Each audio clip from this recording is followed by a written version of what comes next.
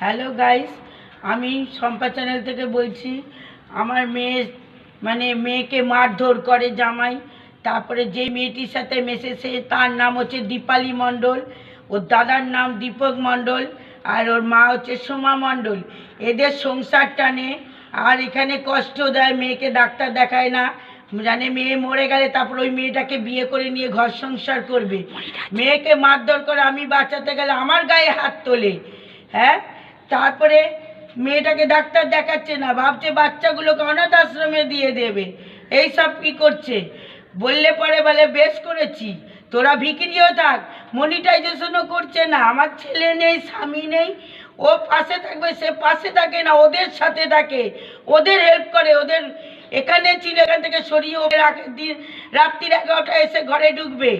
আর একজন আছে মদন পাল, সে হেল্প করছে। এইসব আপনারা দেখবেন।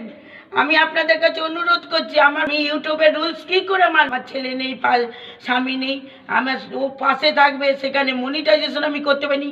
এই ডিসেম্বরের 16 তারিখে 2 বছর হবে, আমি কি করে কি করব।